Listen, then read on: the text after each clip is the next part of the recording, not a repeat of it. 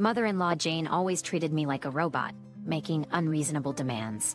Then one day, as I lay in bed hospitalized from overwork, being called incompetent by Jane, she said to me, "You're no different whether you're here or not." You're no different whether you're here or not. And then my husband spat out just as coldly, "I wouldn't mind divorcing someone incompetent." I wouldn't mind divorcing someone incompetent. Jane and my husband were ruthless in their words. But later, I confronted both my husband and Jane. My name is Karen, 26 years old. As a child, I was often mistaken for a boy. Playing outside so much, I was sunburned black. But starting college, I began to get short of breath, with little exercise. After graduating and during a health check at my first job, the doctor told me I had a heart condition and should avoid strenuous exercise or anything too stressful for my heart. My mother worried about me and suggested I shouldn't work and just rest at home. My father, a lawyer, offered me a slow-paced clerical job at his law firm, but I wanted to work in the outside world, so I continued my corporate job. It happened one day after work. I had just arrived at the train station to catch my train home when it pulled up, and I instinctively started running towards it. But I should not have run. By the time I reached the platform, I was in so much chest pain I couldn't stand and crouched down in agony. That's when Mike, who had become my husband and a senior from his university, came to my aid. Are you okay? Let's sit down on the chair. Can you walk on your own? I'm sorry, I can't walk right now because my chest hurts. Then lean on my shoulder, and we'll make it to that chair. I clung to Mike's shoulder as we moved. If you're going to the hospital now, I'll go with you. I was still in so much pain I couldn't reply for a while. You still seem to be in pain. Maybe it's best to stay put here for a while longer. I managed to squeeze out a voice. Thank you. I have a heart condition and shouldn't have run. It'll settle down soon, so no need for the hospital. I see. Well, I'll stay here until you can walk. Thank you very much, but that's all right now. Oh, could you give me your contact information so I can thank you next time? I just did what anyone would, so let's just leave it at names. I might. Thank you, I'm Karen. I realized the pain in my chest was easing as we spoke. I can walk now. Thank you so much for today. Next time, even if you see your train, don't run. But if you're in trouble again, I'll be there to help. Mike said this with a refreshing smile. I boarded the next train, and Mike waited for a train going in the opposite direction. About 2 weeks had passed since that day, and I was at the station on my way home. I noticed a familiar man standing some distance away. As I got closer, I realized it was Mike, so I called out to him. Good evening, Mike. Thank you for the other day. Mike was surprised to be approached suddenly, but quickly responded.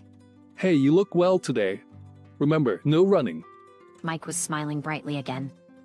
Yes, I won't run anymore. Hey, if you're up for it, would you like to go grab some dinner? I'd love to. Mike took me to a restaurant on a high floor with a beautiful night view. This is a really nice restaurant. Do you come here often? No, just occasionally. The last time was about a year ago. I came with my wife and child. I was surprised to hear that, and to be honest, a bit disappointed. But I kept my composure and said, So you have a wife and child, Mike? I wouldn't have guessed. I'm an old man now. But won't your wife be angry if she finds out you came here with me? It's okay. I'm trusted. Plus, I already told my wife about our encounter the other day. Mike said with a laugh. That sounds like an ideal marriage. I don't know about that. I'm not sure myself. So you'll tell your wife about today too? Yeah, I will. I found myself genuinely envious of such a relationship. Ah, by the way, this might sound strange, but Karen, do you have a boyfriend? No, I don't. As I said this, Mike's smile grew even brighter. Actually, I have a junior colleague named John who's looking for a girlfriend. I felt it would be nice to meet someone. Introduced by Mike. Yes, that's fine. But when? How about next Sunday at noon? Yes, that works for me. Thank you. Then let's meet at the same restaurant as last time. I'll be there too, so don't worry. This is how I ended up arranging to meet John, Mike's junior colleague, at the restaurant next Sunday. When the following Sunday came, I met John for the first time. Nice to meet you. I'm Kieran. I'm John. Good to meet you. John, unlike Mike, had a more casual style and was quite forward. I turned to Mike and asked, How did you and John meet? In the university's track team, believe it or not, I was pretty fast. John, well, I can't say the same for him. I was laughing. I wasn't serious about training back then. If I had been, I would have won medals. You always say that. It's nice, both of you. I wish I could have run like that too. Oh, sorry. I shouldn't have brought it up. John, Karen has a bit of a heart condition and can't run. I guess that's something we have in common. It's not the same. You could run, but choose not to, right? Hey, Sinner, don't be too hard on me. You two seem to have a really good friendship. That day, the three of us just chatted, but I exchanged contact information with John. A month after meeting John, he invited me on a date. John wanted to go see a Major League Baseball game, so for the first time, I stepped into Yankee Stadium and was amazed by its size and the beauty of its grass. Yankee Stadium is big and beautiful, isn't it? I used to dream of being a pro baseball player when I was little. Now I'm just an ordinary company employee, John said with a self-deprecating laugh. I didn't know much about baseball, but my first time watching a game was novel and enjoyable. On the way back from the baseball game, John said, "How about coming over to my place next time?" "My mom wants to meet you, Karen."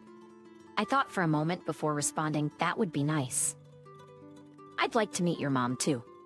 Great. How about next Sunday? I agreed the next Sunday would be fine. When the day arrived, I visited John's family home. John's house was a small old place, about an hour's drive from mine. Jane, John's mother, must have been informed by him beforehand, as she was waiting for us at the entrance. As I got out of the car, I said to Jane first, "Nice to meet you, I'm Karen." Jane looked me up and down as if appraising me and said, "Nice to meet you too, but you came empty-handed." "I'm sorry, I forgot to bring something this time." "Well, if you forgot, it can't be helped." Jane said, not bothering to hide her dissatisfaction. Mom, you're being tough on the first girl I've brought home. "That's because it's the first time." I thought to myself that I might not get along well with this mom. Once inside, Jane thoroughly questioned me about my family. "What does your dad do for a living?" When I mentioned my father was a lawyer, she seemed surprised. "Smart, aren't you? Are you also smart? What does your mom do? Any siblings?" She continued to ask detailed questions. I have never been interrogated by the police, but I imagined it must feel something like this, as I reluctantly answered her questions. After Jane's interrogation ended, John said, "I'm starving. Got anything to eat, Mom?" Jane replied with a sarcastic smile, "Since you two didn't bring any." Hearing this, John turned to me. Karen, there's a convenience store just nearby, about a 5-minute walk. Could you go and buy something? I couldn't say no, so I walked to the convenience store. Contrary to John's words, it took about 15 minutes to walk there. I could have run to get there faster, but my chest would hurt, so I didn't. I bought 3 muffins from the convenience store as John had asked. You took a while, didn't you? That was like a 30-minute round trip. Did you make a detour or something? I didn't. But it's impossible to get to the convenience store in 5 minutes. That's probably because you walk so slowly. Don't you think of trying to hurry up for the sake of those waiting? John said this, even though he knew about my heart condition.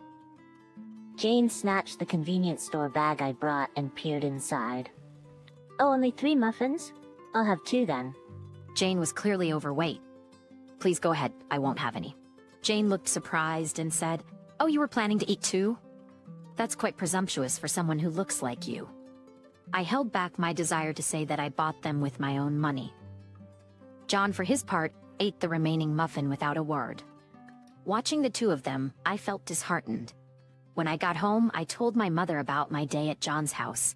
"Well, you meet all kinds of people. You never know who you'll marry in the future. But when that time comes, you'll have to follow the rules of that family." I replied a bit angrily. But would anyone normally say such things to someone they've just met? That's part of the reason why you're still a child. Is that so? Yes, it is. My mother said these things casually because she hadn't actually heard Jane's words. No matter what I said, she didn't seem to take it seriously. The following Saturday, I was set to visit John's house again. I wasn't looking forward to it. In fact, I didn't want to go at all. This Saturday, my dad will be there. He wants to see you, Karen. Dad likes young women.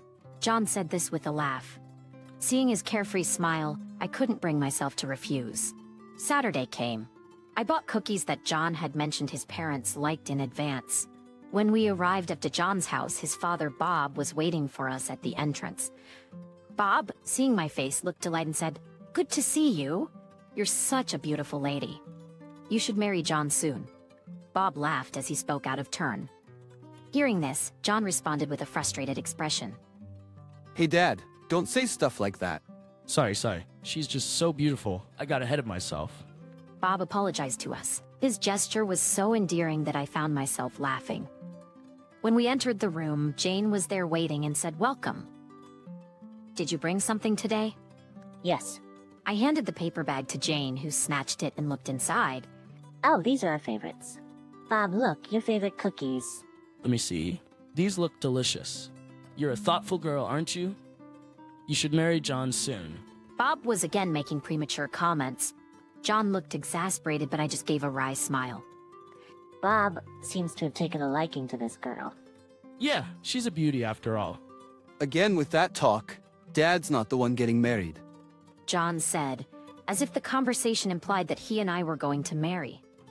Bob quickly ate 2 cookies from the ones I brought and said, "I have some errands to run now, but you, Karen, make yourself at home." Later, after enduring yet another round of questioning from John's mother, I decided it was time to leave.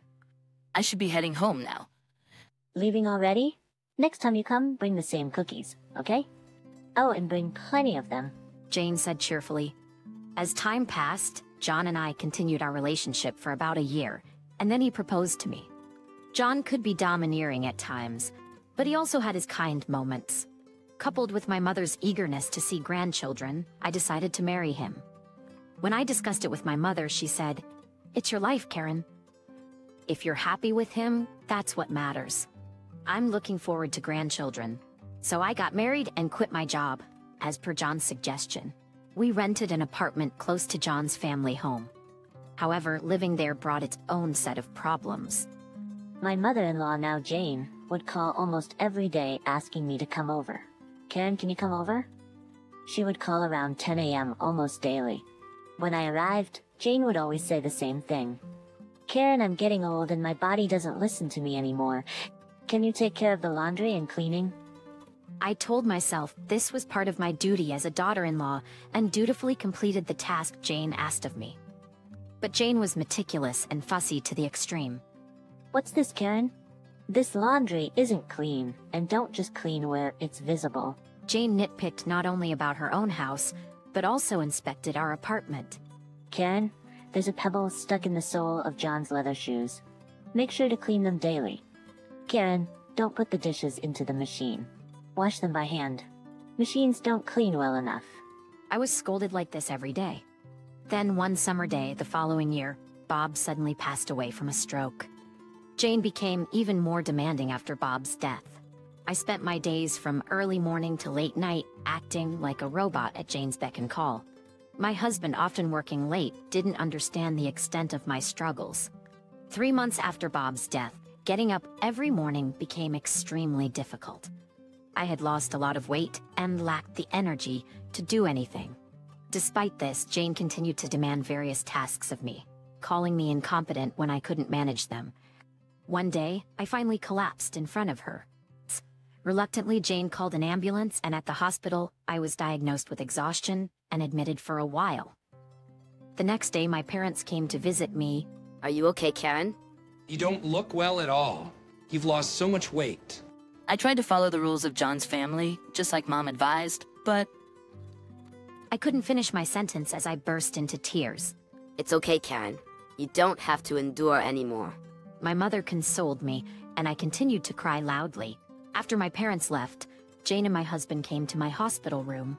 Upon seeing me, Jane said disdainfully, "You're no different whether you're here or not." Then my husband added with a faint smile, "I wouldn't mind divorcing someone incompetent." Jane and my husband spoke whatever they pleased. But then Jane's mobile phone rang. She looked at the screen, turned pale, and didn't answer the call. However, the ringing stopped only briefly before the phone rang again. My husband asked, "What's that about? Is it those debt collectors again?" "Yeah, that's it. Apparently, there was a considerable debt at home, and calls from debt collectors were incessant. Then my husband turned to me. Karen, your dad is a lawyer. Ask him to help us out. How can you not help in a time like this? Come on, call your dad. Facing the pleas of my husband and Jane, who had used me to the point of collapse and now only turned to me for help, I said, "After all this time of exploiting me to exhaustion, you ask me for my help now?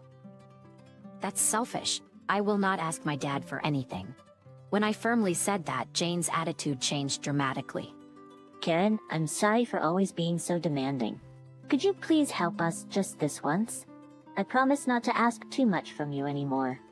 My husband, surprised by Jane's sudden change, also quickly altered his attitude. "Karen, please? We need your dad's help."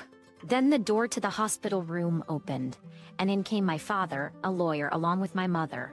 Karen, I went to buy your favorite ice cream, and came back to find someone in the room, so I waited in the hallway. I overheard something about needing help because of debt collectors. I thought you had already gone home. Sorry to surprise you, Karen. It's okay, Mom. About these calls from debt collectors needing help? If you have debts, it's your responsibility to repay them. I cannot and will not assist you in this matter. Please don't be so heartless. I'm not being heartless. I'm being responsible. Then Jane in tears pleaded, "I've taken advantage of Karen too much. I made her work to exhaustion. I regret it deeply. Please help me." I was always busy with overtime and couldn't protect Karen, but I'll take care of her from now on. Please help us. "John, I saw you last month with another woman, arm in arm." My husband's face turned pale. "John, what's this about?" He looked down, unable to answer. "Let me explain. I saw John entering a building, arm in arm with a woman. A place where lovers go. The next day, I had our staff investigate John's actions. It turns out he's been finishing work on time and spending every evening with that woman." "Stop." "Yes, I've been seeing another woman. I'll divorce you. John has admitted to his actions, Karen. It's up to you now. What will you do?" "I'll definitely divorce him." "Thank you, Dad. We can also claim alimony, given that John is at fault. Yes, I understand about the debt, but I'll also claim compensation for myself." "Understood. I'll proceed with the paperwork." Then my husband suddenly began to apologize deeply. "Please forgive me. I'm begging you. I don't have that kind of money." My husband said this while crying. "I won't forgive you, John, no matter what happens. I will get the compensation from you. And we can get compensation from your mistress, too." "Right, Dad?" "Yes, typically it's possible, though it requires investigation." My goodness. After saying that, my husband broke down crying, sobbing uncontrollably. Jane sat beside him, also crying. Dad, Mom, thank you. Once I'm discharged, I'll go straight back to your house. I'll never go back to John's house again. What about your belongings? I'll leave them. That's quite a firm decision. A month passed. I was discharged from the hospital after a week and recuperated at my parents' house. The divorce procedures were handled by the staff at my father's law office. I was entitled to receive compensation, but I hadn't received it yet. It was agreed that I would be paid as soon as their debt was repaid. 2 months later, my mother and I went for a walk in a large park nearby. As we walked through the park, we saw several shacks made of blue plastic sheets in a wooded area. I didn't understand what they were, but my mother explained they were homes of homeless people. That's when I saw him. Emerging from one of those shacks with long unkempt hair and beard was my ex-husband, holding a convenience store meal container. And right behind him came my former mother-in-law. Their gaunt appearances resembled something out of a fairy tale. Mom, those two are John and Jane. It seems so. They must have fled from the debt collectors and ended up living here. It looks like getting your compensation will be difficult. No, I won't let it go. I'll make sure to collect the full amount. You sound like a debt collector, Karen. My mother and I laughed.